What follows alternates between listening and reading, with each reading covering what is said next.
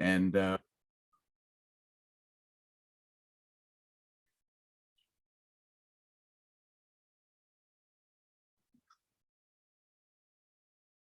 right. And so that's where I am, Neil.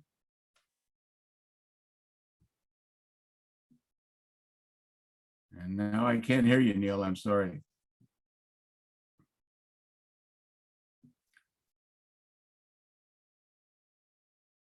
I'm still here, Neil, if you are. There you go. Yeah. That's it. Okay, I'm back on. Okay. Technical Sorry about issues. We've had them before. Oh, So yeah, thank you for the context of that early interest. The first visit to the TSBT, of course, is a watershed moment for you.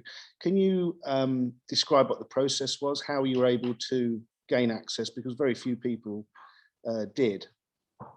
Well, it was something to this day that I don't have a definitive answer to, and I didn't want to get a definitive answer at the time in case they changed their mind. I simply wrote to the Dallas County Commissioner's office when I was a young journalist, age 27, in I guess it was 1978 that I wrote. And to my astonishment, because I know other journalists, even a much more higher profile journalists than me, were denied access to the building. And for some reason, I got a letter saying no problem, and I was directed to a Mr. Bill Smith, and he said make an arrangement with him, and which I did. And Bill Smith and I selected February 11, 1979. And I never asked him, and I've never asked anyone since, why it was that I was allowed access to the building when so many key profile people were not. I was just so grateful to be able to do it that I kept my mouth shut. And so that's what happened. Bill met me at the building, and we did the tour, and there was shocking things that I observed.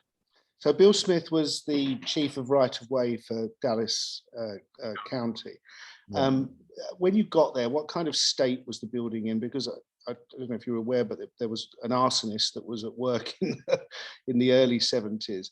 Was it in a dreadful state? It was not well kept. It wasn't kept up or anything like that. But the building itself is pretty much as you see it, and any pictures that still exist or were at that time. And when I went into the building, other than some dust and stuff like that, it was completely vacated with the odd crate. You can see the picture of me at the window. You can see a crate beside me that I put my camera case on. And that was it. That was the only evidence that somebody was ever in that building. And I would later learn that one of the things that was never in that building on November 22nd, 1963 was Lee Harvey Oswald at that window. Why does that happen? Yeah, sorry, Dave, you've gone on mute. I was trying to show up the photograph of you at the. All right, no problem. Yeah. Okay, you can hear me all right? I can hear you fine. Yeah. Okay, I just wanted to get that photo of you at the window, which I think is really quite stunning, actually. Were you given a limited time when you first accessed the building with Bill Smith? Was it pretty constrained? I wouldn't say constrained. He was actually quite amicable.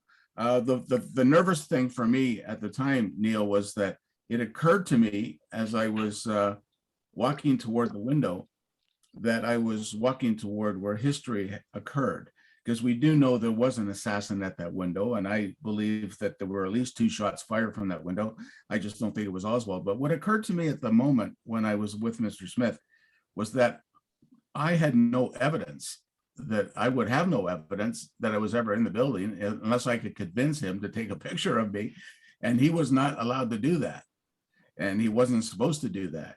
And the thing that worked in my favor was that I told him that I was from a newspaper in a little town west of Toronto, that a name of the city that he could not even pronounce. And so I think that I had that going for me. And so I just said, look, I have to have a picture, Bill. And it's just for a little newspaper. It's got like 80,000 circulation outside of Toronto. And would you help me out? And thankfully he did. And every other picture that I took was by doing. But other than that, he took that one picture that your audience is seeing now. And the first thing that I observed as I was in that empty 6th floor was how low the ceiling was, or the floor is to the windowsill. And so you see me crouched, And that's exactly what the position of a sniper at that window would have to do, either crouch or kneel. And that's a very awkward position. Now, a trained marksman would tell you that that's not such a difficult shot. But when you take into consideration the limousines moving away from you, your target is none less than the president of the United States, and you've got a severe time restraint. I think that the shots that occurred from that window were much more difficult than what we're led to believe. Mhm. And you took multiple photographs, didn't you? But sadly, there was a fire, wasn't there, at the Mississauga Times office? Yes, there was, and it was really tragic because I was there as a reporter for the Mississauga newspaper at the time, and so it was their property, not mine. And before I could gain access to, I was intending to do a series of articles, and by the time that I tried to do that, all the images were destroyed. The images that you're seeing now of the oak tree now and the book depository building were actually taken by a professional photographer at the newspaper from the actual newsprint copy of the article that I wrote for the 15th anniversary. So that's why they're not of the highest possible quality that you could possibly get. But yeah, that's very tragic that that happened. I had some very interesting photos. Mm-hmm. And to what extent did you explore the TSBD, with respect to the taking the elevators and the second floor lunchroom, basement, and so forth? How much were you able to explore?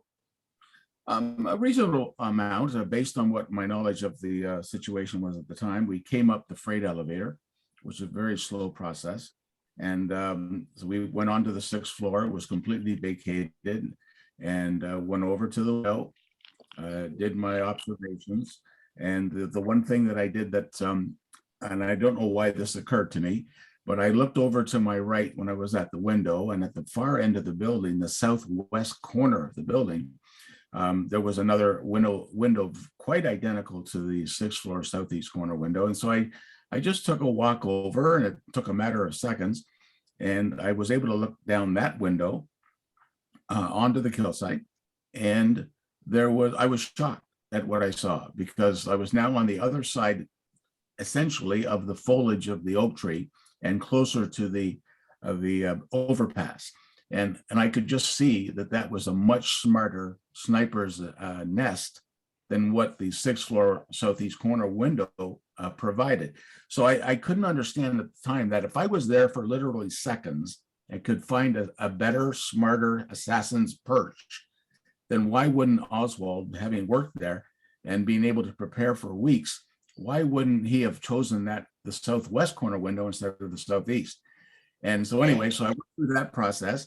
And then the last thing I did was, after I was finished at the window, is I tried to replicate the escape. And so from the 6th floor window, keep in mind that it was completely vacated, so I didn't have to go around boxes and conveyor belts and stuff like that. And from that point, I took the stairs down that Oswald allegedly did to the 2nd floor lunchroom, and was able to get down to the 2nd floor lunchroom in the 90 seconds described by the Warren Commission. So that wasn't the issue.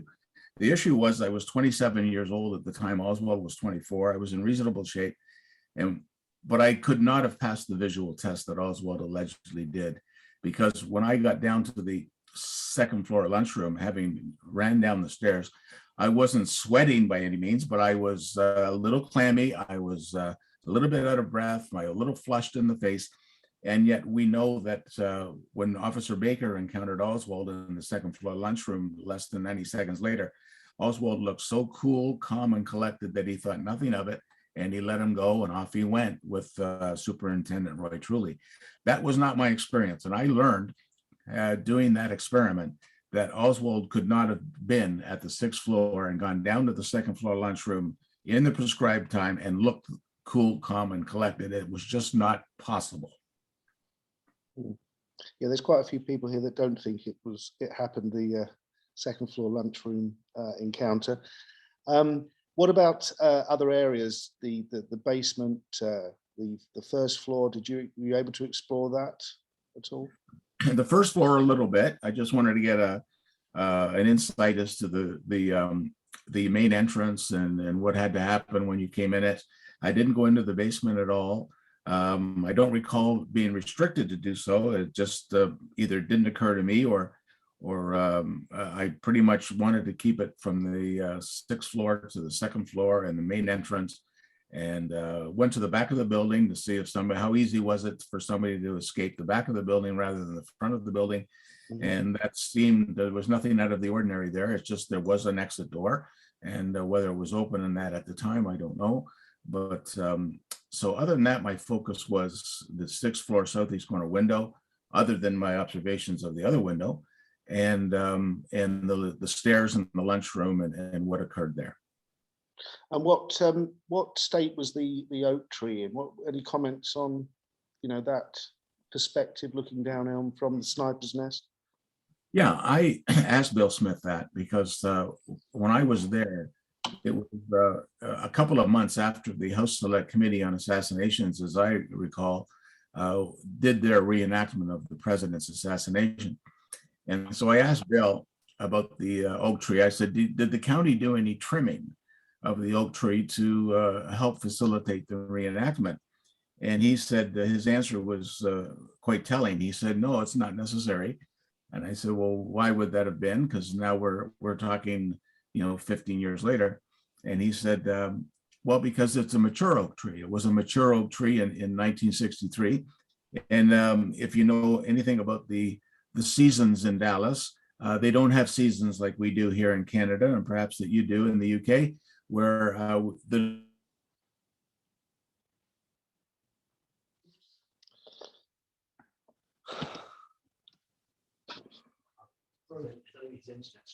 Yeah.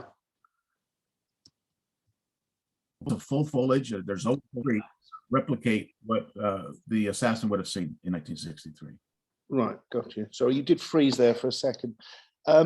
So in this first trip, you were fortunate enough to be shown around the various Dallas assassination sites by Penn Jones Jr., Senior, I believe. Yeah. Yeah. Yeah. It was, what was he like, and what were your impressions of him, and did you meet any other researchers, and did he give you any real insight, do you think? Yeah, he was quite the character. He was very animated, very passionate in what he was doing. I mean, when you think of it, I had never met him except for by a phone call to say, I'm coming to Dallas. Would you mind spending a bit of time with me? And to my surprise, when I got there, he gave me the grand tour of everything from the Tippett shooting to the hospital to Dallas Police Department basement to, I mean everything. He spent quite a considerable time with me, and we had a wonderful discussion. He then took me to Mary Farrell's house, and which I wasn't expecting. And so he actually just dropped me off and said, I'll see you later. And I said, well, how long am I going to be? He says, you'll see when you get in there. And what he meant was that when I got into Mary Farrell's house, you couldn't see any furniture, any tables, nothing. It was all just piles of newspapers and books and magazine articles and all kinds of stuff. So that was the beginning, I think, of her astounding library collection that we now all enjoy on her website. And I spent an hour with her. She was fascinating, very nice, typical Southern charm, both Penn and Mary. And so we just spent going through all kinds of stuff and had a wonderful time. She gave me all kinds of leads to pursue. And it was, I showed her my Dr. Perry letters, and she was astounded because, as she put it, he had gone very reclusive because of the hounding of the press and the way he was treated by the Warren Commission. He was not at all happy. And that was reflected in my first letter that I got back from him. And so I just, after that, Penn picked me up, and he didn't even want to go do dinner or anything.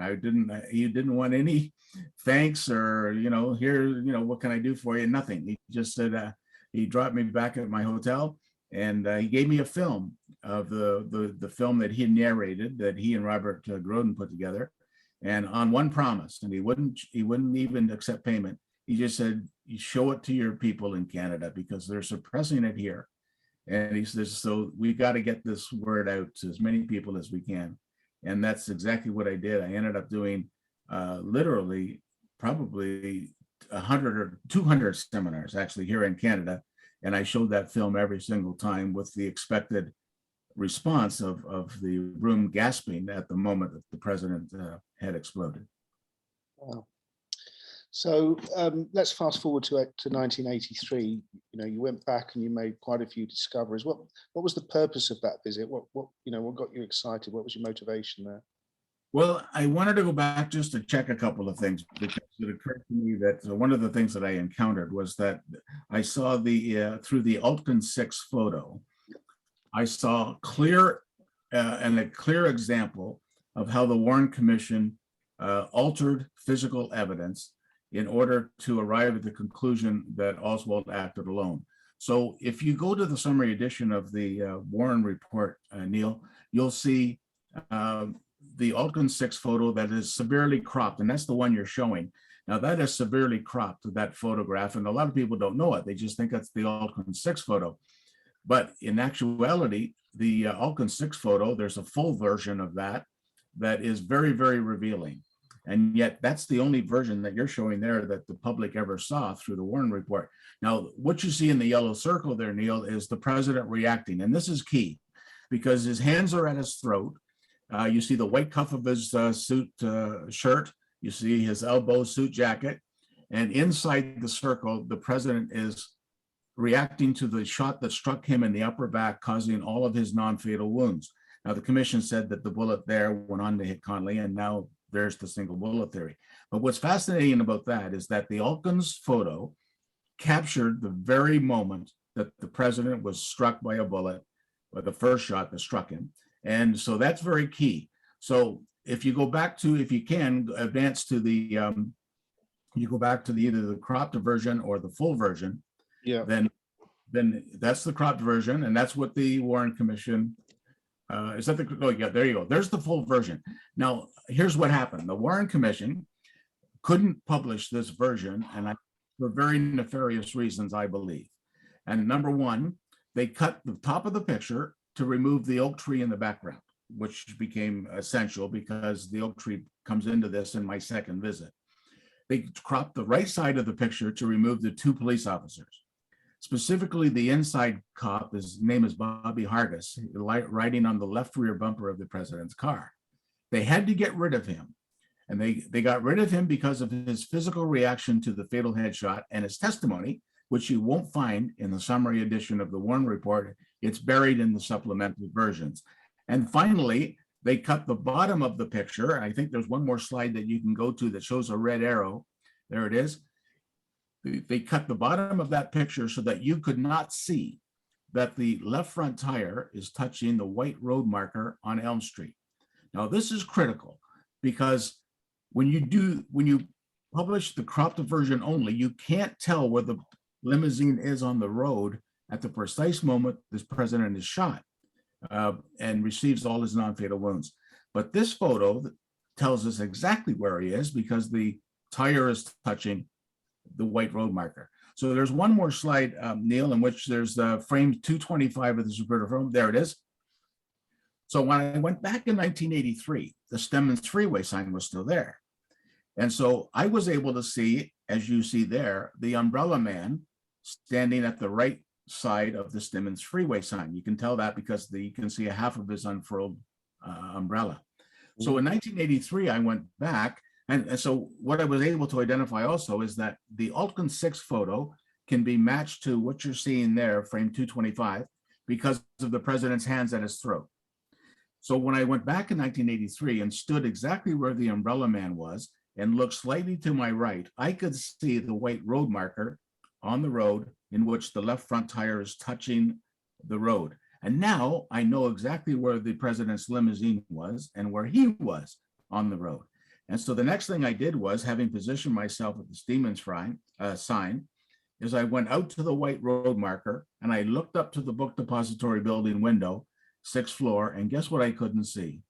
I couldn't see the window because the foliage of the oak tree blocked the view of the assassin at that very moment, which means that the assassin could not have seen President Kennedy at that very precise moment that the president is already reacting to a gunshot wound, because his view would have been blocked by the foliage of the oak tree as well.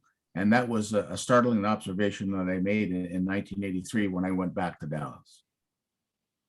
Mhm.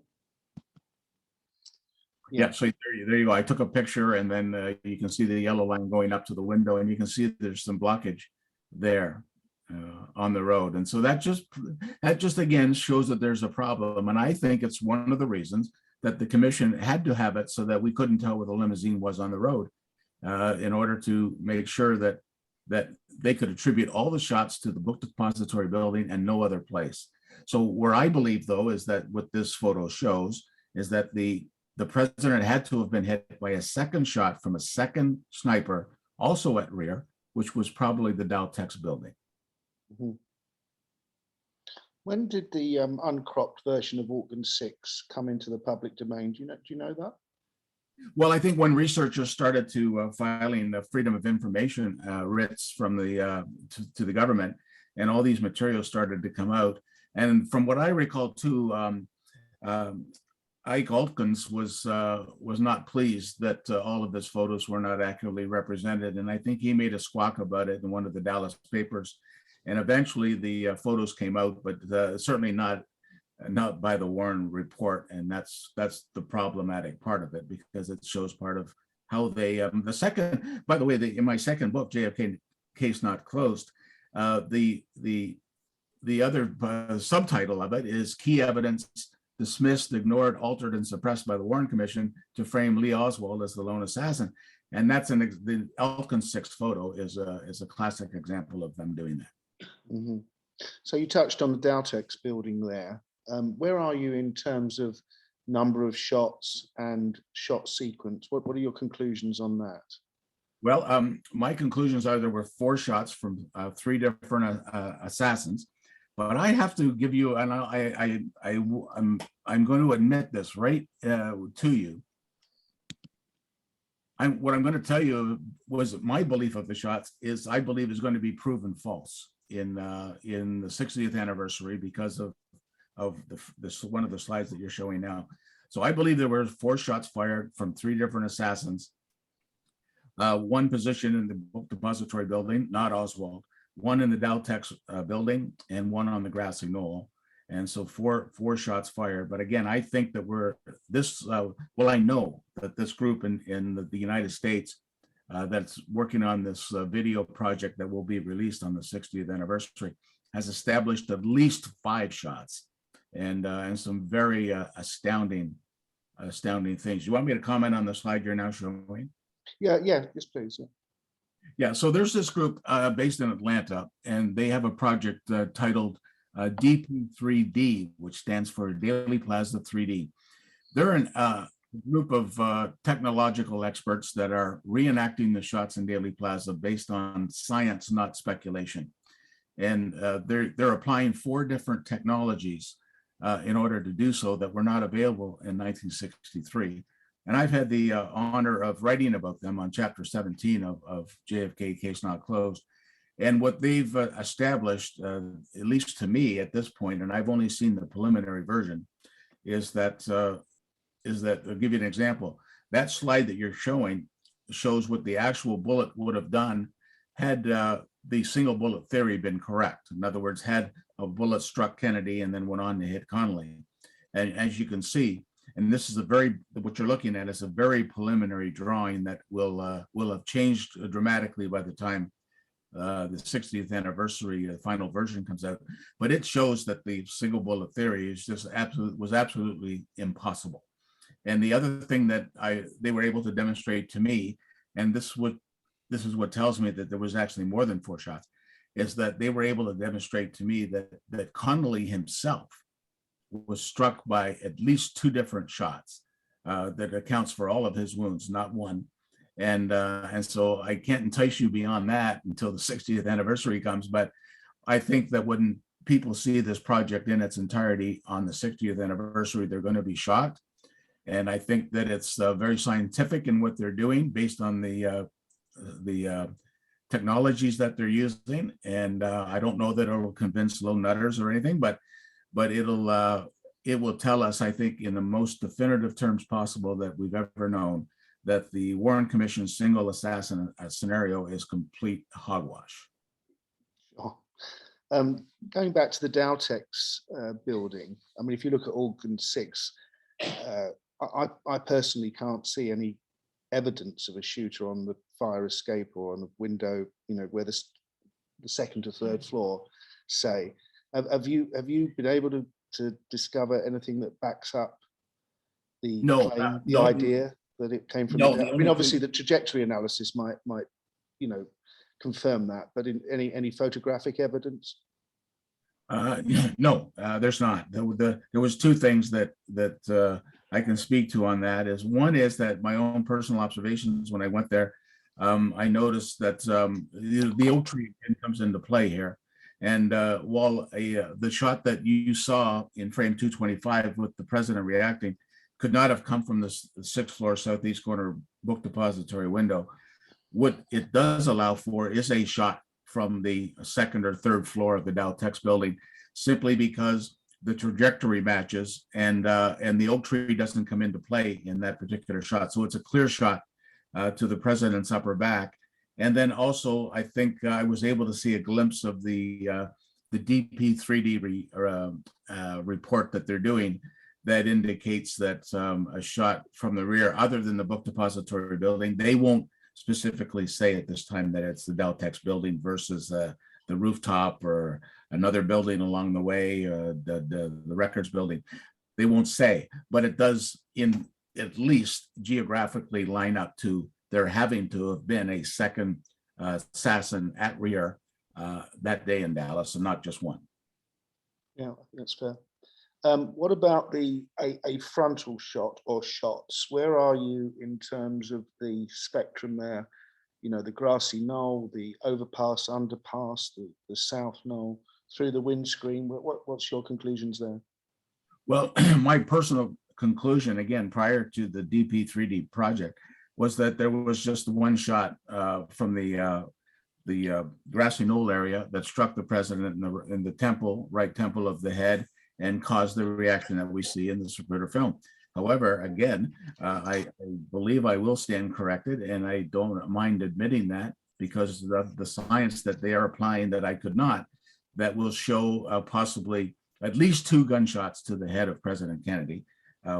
It appears to be one for sure from the front, and perhaps one from behind, but as many as two from the front, and in these all occurring in such rapid fashion that they're almost indistinguishable to the naked eye if you were to look at it via the Zapruder film, of course. Mm-hmm. So apart from obviously seeing the research of DP3D and giving you more clarity perhaps on this, are there any other conclusions in your books that you know, you feel strongly that you got it wrong and you've changed your mind about? No, not really. I mean, I think what the second book was designed to focus on the evidence, and that's why I brought in Johnny Cairns to assist me.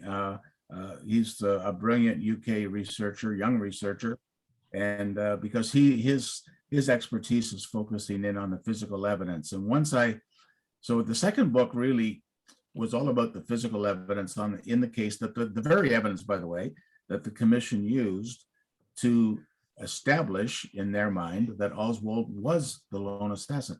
Johnny Cairns is, in his 4 chapters in the book, absolutely dismantles that. And so I think that if you look at any of the physical evidence, and I noted that even when I started to read the supplemental versions, it just doesn't stand up. And sadly, had Oswald lived to stand trial, Johnny believes he would have been found innocent. I believe that would have been a tragedy, because I think Oswald was involved. I just don't think he was a sniper that day. And so that's where the focus of the second book was, on the physical evidence itself. I think we need to get back to the physical evidence, Neil, in order to find out exactly what happened here, rather than focus on conspiracy theories and, you know, all that kind of stuff. Yeah, that's very much on trend at the moment, that thought process. Are you working on any other research at the moment? I know obviously you put 2 books out in a couple of years. You know, have you been doing anything during COVID? Have you getting into any other areas at all? Not in the JFK assassination at this point. I'm going to just pause for a little bit and then see what happens. I'm very interested in following what Johnny's doing because I think I know he's looking at the Tippet thing, and so there's some areas that I'm interested in, but I think at this point, given my age and stuff, I'm going to turn the tables over to young fellas like Johnny Cairns. Not to say that we don't have a strong core of veteran researchers like James DeGianno and all that kind of stuff, but I think Johnny's on the right track, and I think if we give him the support that he needs, and I think the other thing that I like is that Johnny's generation is very in tune with modern technology, where I'm not so much. So I think that between the marriage of modern technologies and Johnny and the young pitbull researchers like Johnny Cairns, I believe that the assassination is going to be solved in Johnny's lifetime for absolute certainty. Perhaps not mine, but his for sure. Okay. Okay, thank you. Shall I just show the YouTube video that you created for the next couple of minutes? Because I think that's kind of an interesting summary of your thoughts, isn't it? And then we can perhaps go to the floor for some questions. Sure, no problem at all. Okay, let's see if I can do this.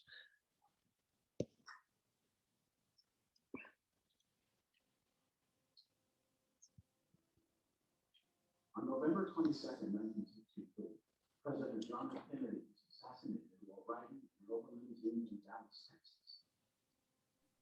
After accused assassin Harvey Oswald was murdered by Jack Ruby before his public trial, the Warren Commission concluded that Oswald was the lone assassin who fired all three shots from above and behind the museum.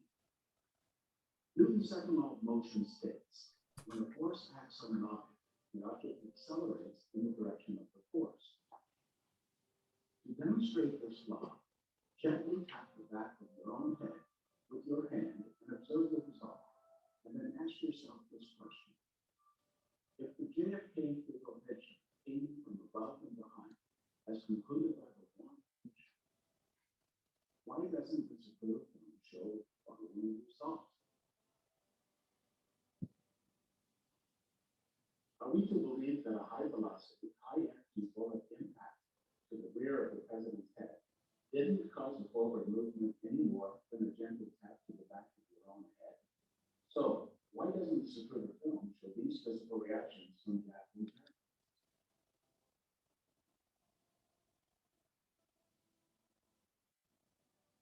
Instead of JFK's head being tossed forward to collide with Jackie's head just 3 inches away, the Supreme film shows his head and shoulders being slapped back and to the left, proving that the JFK kill shot did not come from the 6th floor book depository window, and there were multiple guns.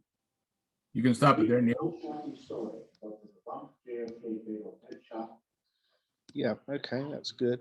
All right, well, I'm running out of battery, which is which is a problem. Can we just put this to the floor? Are there any questions for Dave at all? Yes, cool. Thanks for the talk, Dave. It was great. You probably need to speak up a bit. Yeah. Thanks for the talk, Dave. It was great. It's probably useful if we go back to one of the images on the wide shot of Algan 6. Yep. And then come back to the one you've got up there, comparison. Just looking at the way Connolly's body is when the shot. This one? Yeah. Yep. Sideways. And how then that allows for the angle. It doesn't at all. It probably accounts for the elongated wound in Connolly's back, which then defeats the whole object of them saying that it was a tumbling bullet, which is something that I've brought up in the previous talk that I've done. And then I think the photo you didn't show down Houston, which I think is the second image, or third image, obviously you've got the clear shot there down Houston Street, but then no, you wait until he turns around and shoots him through the tree on Elm, which is obviously something that it's always thought. I just thought it was a good visual image to point out why we were going through it. Did you get all that? Did you get all that, Dave? Not really. I don't. The question, I saw what he was doing with the second question was an old favorite. You know, why didn't Oswald essentially, I mean, it wasn't a question, but it was a statement.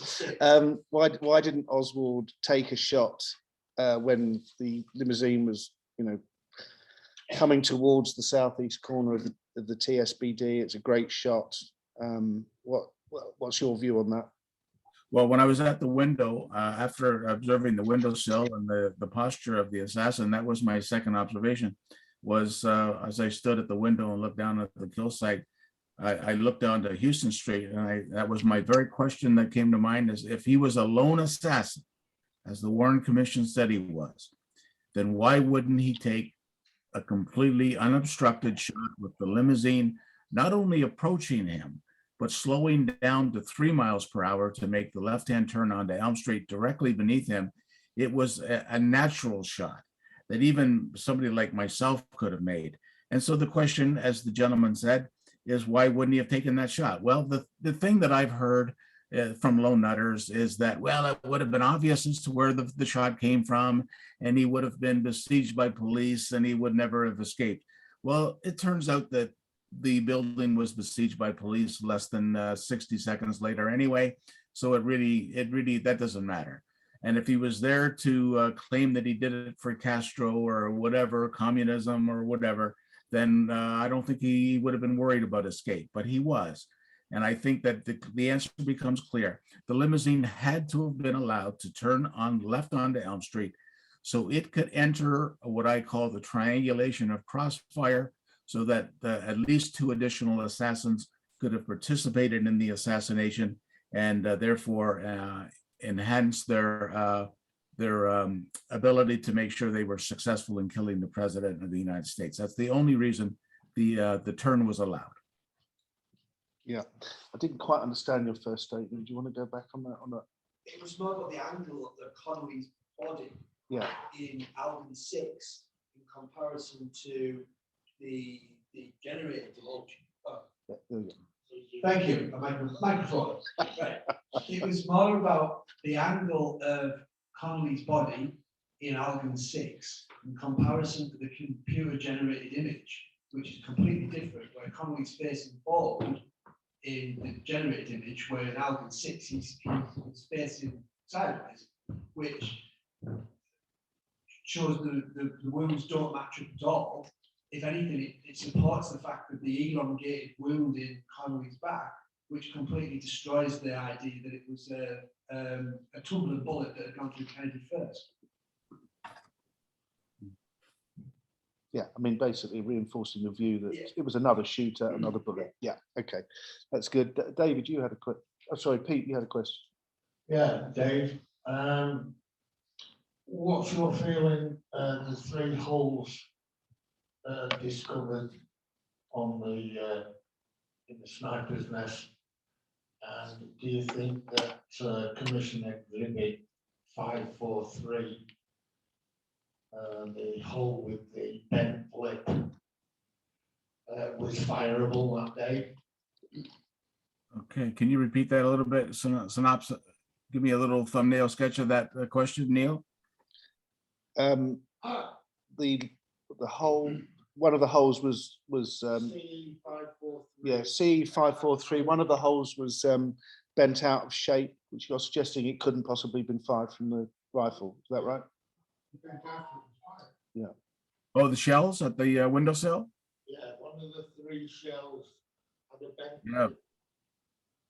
Well, when you have Johnny Cairns on, that's a great question for him. He pointed out through one of his fellow researchers that one of the shells that was discarded at the 6th floor window, there was 2 shells. It had a severe dent in it on the lip, and it's not the kind of dent that could have been caused by the bullet simply hitting the floor. It was quite deliberate, and clearly it could not have that particular shell could not have come from a live round at that very moment in which the shots fired that killed the president, which leads us to believe that the shell casings were shot preliminary wise prior to the assassination and planted there, just as we believe that CE-399 was perhaps planted at Parkland Hospital. But in those, Johnny Cairns points out that that's one of the discrepancies of the Warren report, that the shell casings found at the scene do not match up to the 3 shots that the commission says were fired from that window by Lee Harvey Oswald. And one of the reasons for that is the physical damage caused by to one of the shell casings. Okay, thank you. David, you have a time. David, you have a. Do you want to come back to that? Oh, go on. Do you want to make a comment on what you just said? Yeah, hold on. Let's bring Bart in here. Can you put slide 2 on for a second? I've got a question for Mr. Brien regarding the position. No, that one. As you can see behind you, there's a pipe against the wall. Did you ever, while you were there, try to pretend to be a right-handed shooter, shooting out the window? And wasn't that pipe blocking you from basically assuming set position? Yes, I am a right-hand person. I'm not a rifle or gun person by any means. But I see what you're saying. They would not allow me to bring a replica rifle into the building, which I did have with me. And so all I could do was crouch down and point out the window to replicate my arm, replicating a rifle as best I could. But yes, you're right. If you can assume the position that you see me assuming there, then to me it is very awkward. Not so much because I'm bending or unsettled in my stance, but mostly because when you're the pipe in itself, you can lean against it actually a little bit. So it's some people might even see that it's acts as a bit of a brace, but still, when you're looking down the window and the limousine is moving away from you from left to right, it is a terribly, to me anyway, a terribly difficult shot when you've got a moving target and you can't take the first shot until the president clears the foliage of the tree. And then you've got such a time restriction between the clearing of the foliage and the overpass of the bridge. And that, to me, supports the theory that the limousine had to have been allowed to make that turn, even though, as you just pointed out, sir, to allow that to happen creates this scenario that you see me that just makes no sense at all, because a shot on Houston Street makes much more sense. But other than that, I didn't see anything in the window that would be restrictive of me shooting at the president, except for the awkwardness of the position and the fact that the limousine is moving away from me. The reason why I bring this up is that the pipe isn't as visible as it was in the 64 photos. The pipe is actually a hindrance for a right-handed shooter, and your picture doesn't help because you're aiming with your left, and you're also not in a position of a shooter as such. I'm not meaning that as an accusatory way, but it basically means that the pipe and the actual angle, plus the fact that if you're a right-handed shooter, it would be really problematic basically taking aim without being hindered by that pipe right behind your back and the actual angle. It wouldn't really mathematically make any sense to be a shooter from that window as such. These are the kinds of things that I'm hoping a new formal investigation will get to the bottom of, because, you know, again, I've never actually even shot a rifle in my life, so I can't put my my psyche into the position of an actual sharpshooter at that window and to look at all the detail that you do, and so I certainly can't comment on it beyond that. But I think that the points that you raise have to be examined, and this will never happen unless we have another formal investigation into the assassination. And one of your guests, Larry Schnapp, is making that happen, and I think that you'll find his presentation interesting, and unless he's already done it.